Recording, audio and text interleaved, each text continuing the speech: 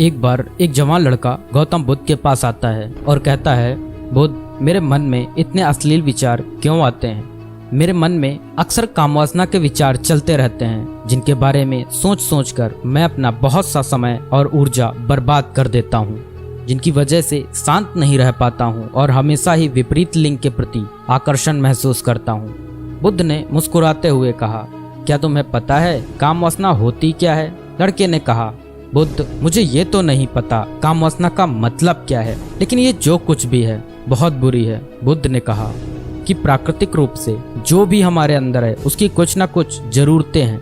वासना एक प्रकार की भावना है जो हमें किसी न किसी चीज की कमी का एहसास करवाती है। फिर हम उस कमी की पूर्ति के लिए उस चीज की तरफ आकर्षित होना शुरू कर देते हैं। जैसे अगर किसी के पास धन की कमी है तो उसके अंदर धन के प्रति आकर्षण यानी धन की वासना उत्पन्न हो जाएगी।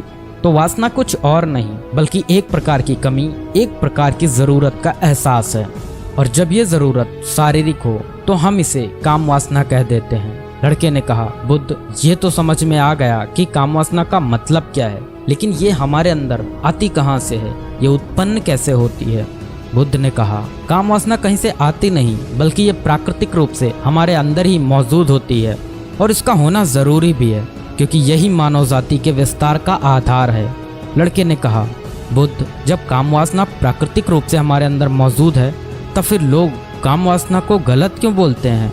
बुद्ध ने कहा, ये एक बहुत बड़ी समस्या है कि लोगों ने काम वासना को गलत नजरिए से देखना शुरू कर दिया है, इसे दबाने की कोशिश करना शुरू कर दिया है। काम वासना का होना गलत नहीं है बल्कि काम वासना का बेलगाम होना गलत है। केवल उसी के बारे में हमेशा सोचना, केवल उसी के लिए जीना, केवल उसी को अपने जीवन का लक्ष्य बना लेना गलत है। बुद्ध ने उस लड़के से पूछा, तुम्हें क्या लगता है, क्या जानवरों में भी काम वासना होती है? लड़के ने कहा, हाँ बुद्ध, जरूर होती है, क्योंकि आखिर जानवरों को भी तो अपनी पीढ़ी आगे बढ़ानी है। बुद्ध ने कहा, फिर हम जानवरों की काम वासना को गलत क्यों नहीं कहते? लड़के ने कहा, पता नहीं बुद्ध, आप ही बताएं। बुद्ध ने कहा, क्योंकि जानवर अपनी काम वासना का उपयोग सिर्फ संतति उत्पन्न करने के लिए करते हैं, उससे खुशी प्राप्त करने के लिए नहीं और ना ही सुख भोगने के इरादे से, क्योंकि जानवरों को प्रकृति ने इतनी सोचने समझने की क्षमता ही नहीं दी कि वह अपनी काम वासना को अपने क्षणिक सुख का आधार बना सके, जबकि हम इंसान अपनी सोचने समझने की क्षमता का दुरुपयोग करके प्रकृति में पाई जाने वाली हर एक चीज का अपने सुख और आनंद करने का प्रयास करते हैं।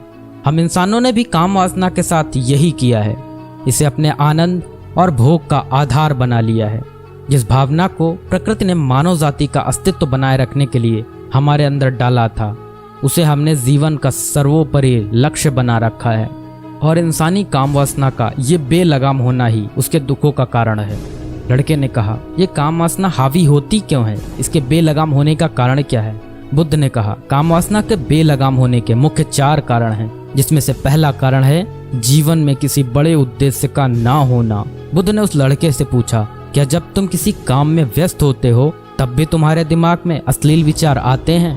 लड़के ने कहा, नहीं बुद्ध, जब मैं व्यस्त होता हूँ तो मेरे दिमाग में अश्लील विचार नहीं आते। बुद्ध ने कहा, हमारा दिमाग एक बार में सिर्फ एक ही चीज के बारे में सोच सकता है, इसलिए जब हमारे दिमाग में कोई दूसरे विचार चल रहे होंगे तो अश्लील विचार आ ही नहीं सकते।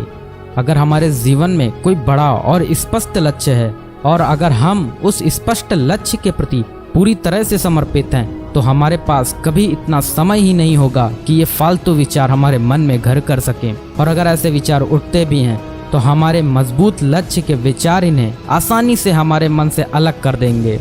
लेकिन समाज की असल समस्या यही है कि अधिकतर लोगों के पास उनका स्पष्ट लक्ष्य ही नहीं है। काम वासना के बेलगाम होने का दूसरा सबसे बड़ा कारण है समाज के द्वारा इसे गलत बताकर उसे दबाए जाने की कोशिश करना। लोगों के एक बड़े तबके ने कामुकता को हमेशा ही एक शक की नजर से देखा है और इसका सबसे बड़ा कारण है हमने अपने प्रजनन अंगों को शरीर के बाकी अंगों की तरह स्वीकार्य नहीं किया, जबकि हमारे प्रजनन अंग भी हमारे शरीर का हिस्सा मात्र है, इससे अधिक कुछ भी नहीं।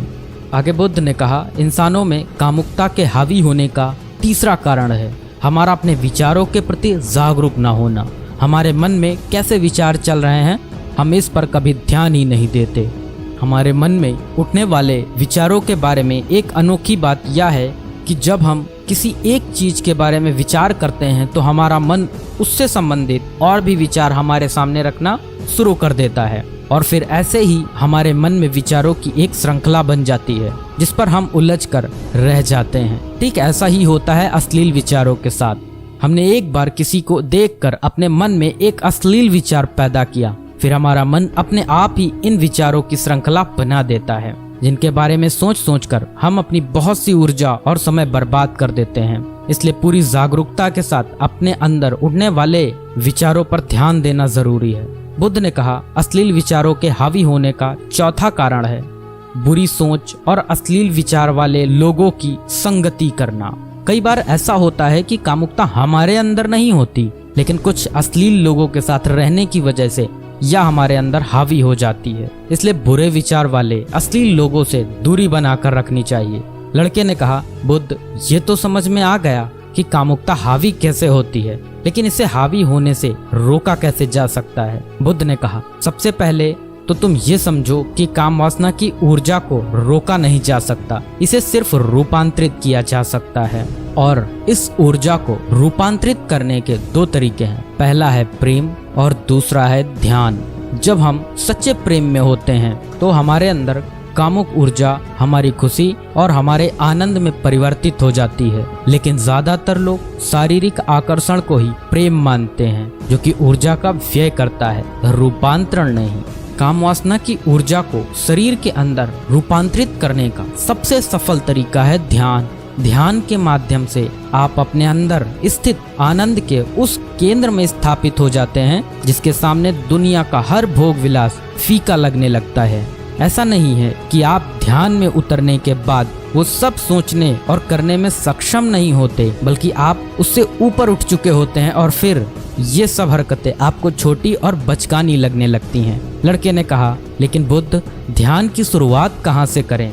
बुद्ध ने कहा, सबसे पहले तुम खुद के साथ अकेले में समय बिताना शुरू कर दो, क्योंकि जो इंसान जिसके साथ सबसे ज्यादा समय बिताता है वो उसको सबसे ज्यादा जानने लगता है। और जब तुम खुद को जानना शुरू कर दोगे तो ये सारे भौतिक सुख तुम्हें छोटे लगने लगेंगे और फिर एक दिन ऐसा भी आएगा जो तुम्हारे चाहे बिना तुम्हारे दिमाग में किसी भी तरह के विचार उठना बंद हो जाएंगे।